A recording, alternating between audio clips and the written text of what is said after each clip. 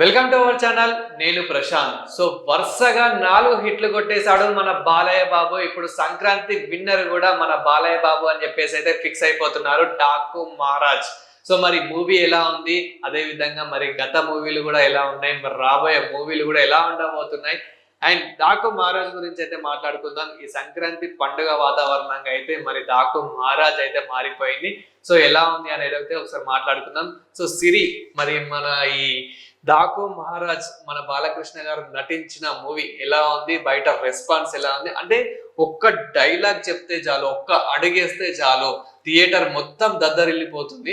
So అలాంటిది ఇప్పుడు ఈ సంక్రాంతికి సో ఎలా ఉంది అంటే ఇప్పుడు నువ్వు డైలాగ్ అన్నావు కదా, ఈ టీజర్ రిలీజ్ అయినప్పుడే కావచ్చు, ట్రైలర్ రిలీజ్ అయినప్పుడే కావచ్చు, అందరు ఏమనుకున్నారు అంటే అది బాలయ్య బాబు మార్క్ డైలాగ్స్ ఏవి, అందరూ అదే ప్రశ్నించిన. ట్రైలర్ ఎంత బాగున్నా కూడా ఎందుకు బాలయ్య బాబు గారికి ఒక్క డైలాగ్ కూడా పెట్టలేదు, ఒక్క డైలాగ్ తో రిలీజ్ చేయలేదు, అంటే సినిమాలో డైలాగ్స్ లేవా ఈసారి అని చెప్పేసి చాలా వరకు అందరూ అనుకున్నారు ట్రైలర్ చూడంగానే. కానీ ఒక్కసారి థియేటర్లకు వెళ్ళిన తర్వాత ఆయన ఆ మార్క్ డైలాగ్స్ ఏవైతే ఉన్నాయో మొత్తం ఊగిపోయారు. మనం చూసే ఉంటాం ప్రీ రిలీజ్ ఈవెంట్ అప్పుడు స్పీకర్లు బద్దలు అయితే కింద పడిపోతే పగిలిపోతాయి అంటే నిజంగానే అక్కడ సౌండ్ కి ఏదైతే సాంగ్ వస్తుందో దానికి స్పీకర్ కూడా కింద పడడం జరిగింది. అంటే లైవ్ లో అంటే బాలకృష్ణ గారు అంటే నాన్ లివింగ్ థింగ్స్ కూడా రెస్పాండ్ అవుతాయి అన్నట్టుగా అయిపోయింది. అండ్ థియేటర్ లో చూసుకుంటే రెస్పాన్స్ అసలు మామూలుగా లేదు. దానికన్నా ముందు ఒక సాంగ్ ఏదైతే దబిడి దిబిడి సాంగ్ రిలీజ్ అయిందో దానికి ఎంత నెగిటివిటీ వచ్చిందో మనం చూసాం. అంటే మనకి బయట అయితే చాలా నెగిటివిటీ వచ్చింది, చాలా ట్రోల్స్ అయినాయి. ఇంకా శేఖర్ మాస్టర్ ని కూడా చాలా ఇంకా గట్టిగా వేసుకున్నారు. సో మరి థియేటర్ లో ఎలా ఉంది, ఆ సాంగ్ వచ్చినప్పుడు థియేటర్ రెస్పాన్స్ ఎలా ఉంది? అదేనో యూట్యూబ్ లో రిలీజ్ చేసినప్పుడేమో అసలు ఏంది, ఆయన ఏజ్ తగ్గట్టు చేయాలి కదా, ఆయన ఒక ఎమ్మెల్యే కదా, ఇది అది అది అని మాట్లాడిండ్రు. మరి థియేటర్ లో చూస్తేనేమో ఇక్కడ మాట్లాడిన వీళ్ళే అక్కడ చూస్తేనేమో దాన్ని ఎంజాయ్ చేస్తున్నారు. అసలు దీన్ని ఎట్లా చూడాలో నాకు ఇప్పటికీ అర్థం కావట్లేదు.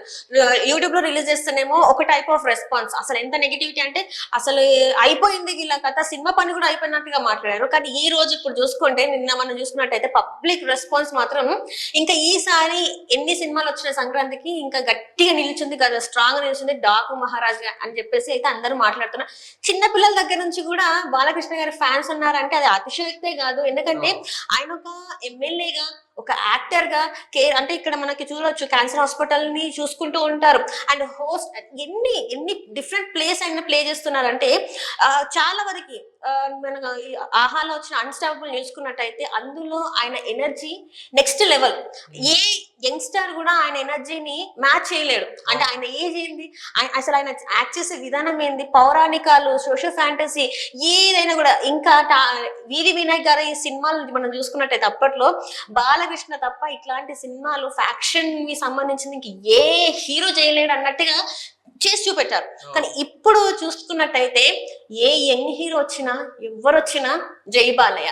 బాలయ్య తర్వాతనే నెక్స్ట్ ఇంకా సినిమాలు అన్నట్టుగా డాకు మహారాజ్ అయితే అంటే ట్రెండ్ సెట్టర్. బాలకృష్ణ గారు ట్రెండ్ సెట్టర్ అని చెప్పాలా, లేకపోతే ఎవరు ట్రెండ్ సెట్టర్ అని చెప్పేది లేదు. సంక్రాంతికి ఒక మంచి విన్నింగ్ అయినట్టేనా ఈ మూవీ? అంటే ఆల్రెడీ మనకి గేమ్ చేంజర్ రివ్యూ అయితే ఒకటి వచ్చేసి, ఓకే గేమ్ చేంజర్ గురించి పక్కన పెడితే కనుక మరి డాకు మహారాజ్ విన్నర్ అయిపోయినట్టేనా? అంటే ఇప్పుడు ఈ సంక్రాంతికి 3 మూవీస్ వస్తున్నాయి. గేమ్ చేంజర్ మన అయిపోయింది ఆల్రెడీ, కానీ మనం చూసేసినాం. డాకు మహారాజ్ సంక్రాంతికి వస్తున్న మధ్యన ఫైట్ నడుస్తుంది అని చెప్పేసి ఒక్క వర్గం ఆఫ్ పీపుల్ మనకు మాట్లాడుతున్నారు. అండ్ ఇంకో వర్గం ఏంటంటే ఏదైనా కానీ సంక్రాంతికి అంటే ఆయన డైలాగ్ కూడా ఉంటాడు కదా, సంక్రాంతి మొగుడు ఎవరు అంటే ఇంకా బాలయ్య బాబే అన్నట్టుగా డాకు మహారాజే ఇంకా సంక్రాంతికి అసలైన ఫెస్టివల్. సంక్రాంతి ఫెస్టివల్ అంటే డాకు మహారాజ్ అన్నట్టే మాట్లాడుతున్నాం. మరి సంక్రాంతికి వస్తున్నాం అనేది మరి ఎలా ఉంటుంది, ఎందుకంటే అది పూర్తిగా ఫ్యామిలీ ఓరియంటెడ్. అంటే పెద్దవాళ్ళు, పిల్లలు, అమ్మమ్మల, తాతయ్యలు అందరు కూర్చొని ఫిలిం లాగా ఉంటది. మన వెంకటేష్ గారు అంటేనే ఆయన ఫ్యామిలీకి సంబంధించిన హీరో, ఫ్యామిలీ హీరో అని వేస్తారు. కానీ బాలయ్య బాబు అట్లా కాదు కదా, మొత్తం మాస్, ఎట్లా మాస్ ఉంటుంది. ఆయన డైలాగ్ డెలివరీ కావచ్చు, ఆయన మామూలుగా ఎట్లా పోతారు అంటే ఆయన అంటే ఇక్కడ మళ్ళీ మనకి డాకు మహారాజు చాలా మంది బాలకృష్ణ గారి గురించి వెళ్తే, అండ్ ఇంకొంతమంది ఓన్లీ తమ్మన్ ఏదైతే బ్యాక్గ్రౌండ్ స్కోర్ ఉందో టీజర్ చూసినప్పుడు మీకు అర్థం అవ్వాలి. ఆ టీజర్ లో అసలు గూస్ బంప్స్ వచ్చినాయి. ఆయన అసలు ఆ హార్స్ రైడింగ్ వెనకాల బీజియం, ఆ సౌండ్ కి కొన్ని నిమిషాల్లోనే అది ట్రెండింగ్ లోకి వెళ్ళింది. నువ్వు అప్పుడు నీకు అవును. గుర్తుందో లేదో నాకు తెలియదు కానీ అవును. ఇట్లా వెళ్ళిపోయింది ఆ ట్రెండింగ్ లోకి. అంటే అక్కడ బాబీ గారు కూడా, డైరెక్టర్ గారు కూడా చెప్పింది ఏంటంటే డూబ్ లేదు, ఏది లేదు, ఆ తాళ్ళతో వేలాడమన్నా కూడా వేలాడారంట. నాకు అసలు డూప్ అవసరం లేదు అంత. అంటే ఇవాళ రేపు ఏదైనా అంటే దెబ్బ తాకుతుంది ఇక్కడ డూప్ పెట్టండి అనే యంగ్స్టర్స్ నుండి ఆయన ఏజ్ కి డూప్ లేకుండా చేయడం అంటే అది మామూలు విషయం కాదు.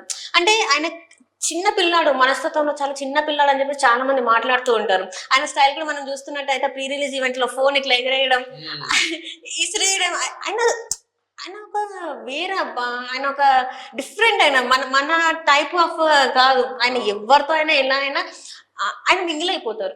చాలా మంది ఏమంటారు అంటే బాలకృష్ణ గారు అంటే అమ్మో చాలా అరగంట ఉంటాడు, కొడతాడు, ఫ్యాన్లని తిడతాడు.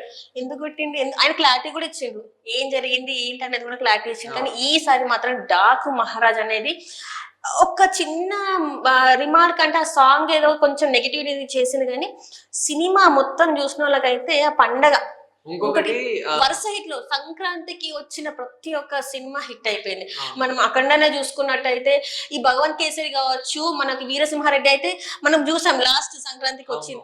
సంక్రాంతి బరిలో బాలకృష్ణ సినిమా ఉందంటే ఖచ్చితంగా అది బాలకృష్ణ గారే ఆ సంక్రాంతికి ఇంకా ఏళ్తారు అన్నట్టు. నువ్వు ఏదైనా చూడు, ఎంతమంది హీరోస్ తో వచ్చినా కూడా బాలకృష్ణ గారి సినిమా ఖచ్చితంగా అది హిట్ అయి కూర్చుంటుంది. అది ఎట్లా మనకు తెలియదు, కానీ ఆ సంక్రాంతి పండగ మాత్రం బాలకృష్ణ గారి పేరు మీద జరిగిపోతుంది. అదే విధంగా మనకి మూవీ వచ్చి అయితే 2.5 అవర్స్ అయితే ఉంది. అండ్ ఇంత ఈజీగా ఇంత తొందరగా అయిపోయిందా అన్నట్లుంది అంట కదమ్మా. అంటే సెకండ్ హాఫ్ కొంచెం అక్కడక్కడ రొటీన్ స్టోరీ అయినప్పటికీ ఏదైతే బీజిఎం తోని కవర్ చేశాడో, అండ్ మనకి తెర మీద బాలకృష్ణ గారు ఉన్నంత సేపు అసలు ఆ టైం అనేది ఏర్పడలేదంట కదా. ఎలా అనిపించింది థియేటర్? మనం తమన్ గారు ఎట్లా అంటే ఆల్రెడీ ఒకసారి మనం చూసాం, లాస్ట్ టైం ఒక ఈవెంట్ లో కూడా చెప్పాడు, బాలకృష్ణ గారి పాటల్లో ఆ బీజం కి థియేటర్లలో స్పీకర్లు పగిలిపోతాయి అని చెప్పేసి అన్నారు. ఈసారి ఈ సినిమా కూడా అట్లనే అయిపోయింది. ఆయన చెప్తున్నాం కదా, ఏదో మ్యాజిక్ ఉంటది కొంతమందికి. ఇప్పుడు బోయపాటి శ్రీను గారు బాలకృష్ణ గారి సినిమా చేస్తుంది, ఖచ్చితంగా హిట్ అయిపోతుంది. వాళ్ళిద్దరు కాంబినేషన్ అట్లా. తమన్ గారి బాలకృష్ణ గారి కాంబినేషన్ కూడా అట్లనే అనిపిస్తుంది నాకు. ఎందుకంటే వాళ్ళు ఇచ్చే మ్యూజిక్ అని తగ్గట్టు ఉంటది కరెక్ట్ గా. అందరు అసలు ఆ స్క్రీన్ మీద చూస్తుంటే కూడా అరే ఏంటి ఏంటి అసలు మన లోపల నుంచి ఇట్లా ఒకలాంటి ఇంకొక కొత్తది వస్తూ ఉంటది. మిగతా వాళ్ళకి అట్లా అనిపించదు.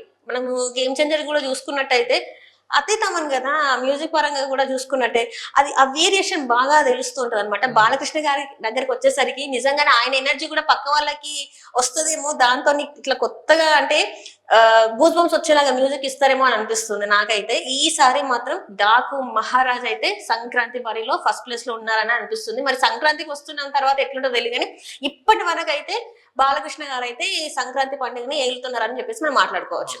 అండ్ అదే విధంగా మనం నార్మల్ గేమ్ చేంజర్ అనుకుందాం. గేమ్ చేంజర్ కి చూసుకున్నట్లయితే కనుక చాలా మంది యూత్ వాళ్ళే వచ్చారు. కానీ డాకు మహారాజ్ కి చూసుకున్నట్లయితే చిన్న నుంచి అసలు ఏజ్ డిఫరెన్స్ అంటే అసలు ఎవరు ఉండరు. అదే చెప్తున్నారు కదా, జై బాలయ్య అనని వ్యక్తి ఉంటారు తెలుసా. నువ్వు మనకి రెండు తెలుగు రాష్ట్రాల్లోనే కాదు, ఓన్లీ ఇండియా కూడా కాదు, మనకి యుఎస్ లో కూడా కొన్ని ఓవర్సీస్ లో కూడా చూసే ఉంటారు. ఎక్కడెక్కడ పబ్బులలో అక్కడిక్కడ యుఎస్ లో కూడా జై బాలయ్య అంతే. అది అందరికి ఏంటంటే నువ్వు ఏ హీరో ఫ్యాన్ అయినా ఆఖరికి వచ్చేది జై బాలయ్య. బాలయ్య ఫ్యాన్ అవ్వాల్సిందే అబ్బా. నువ్వు ఏ హీరో, నువ్వు ప్రభాస్ కావచ్చు, ఎన్టీఆర్ కావచ్చు, ఎవరు ఫ్యాన్ అయినా కా నువ్వు. కానీ అల్టిమేట్ గా వీళ్ళందరూ కాకుండా ఎవరు అంటే నేను బాలకృష్ణ ఫ్యాన్ అని చెప్పుకుంటా. నేనైనా అంతే, ఎందుకంటే ఆయన ఎనర్జీ లెవెల్ స్పీక్స్ ఉంటాయి, ఆయన మాట్లాడే విధానమే కావచ్చు, క్యారే అనే ఒక డైలాగ్ అదైతే ఎంత బాగుంటుంది అంటే అంత బాగుంటది. ఆయన నాకు ఏదైతే అన్స్టాపబుల్ వచ్చిన తర్వాత ఇంకా ఆయన మీద ఒక అరే ఇట్లా కూడా ఉంటారా మనుషులు, ఇంత ఎనర్జీగా ఉంటారు, అసలు ఆయన ఏజ్ ఏంది, ఆయన స్టెప్పులు చూసినావు అసలు నువ్వు, ఆయన అసలు అట్లాంటి స్టెప్పులు వేసిన మనం అసలు అనుకుంటామా. సో మొత్తానికి అయితే డాకు మహారాజ్ అయితే ఈ సంక్రాంతికి ఆడిస్తున్నాడు, ఇంకా ఆడుతూనే ఉంటది. ఈ సంక్రాంతి అయితే బాలయ్య గారి పేరు మీద ఈ సంక్రాంతి పండుగ రాసి పెట్టుందని చెప్పుకోవాలి. సో ఇంకా మంచిగా ఆడాలి, ఇంకా ముందుకెళ్ళి చాలా ప్రొడ్యూసర్స్ కి ఇంకా మంచి లాభాలు తేవాలని చెప్పేసి మనస్ఫూర్తిగా కోరుకుంటున్నాను. Thank you so much.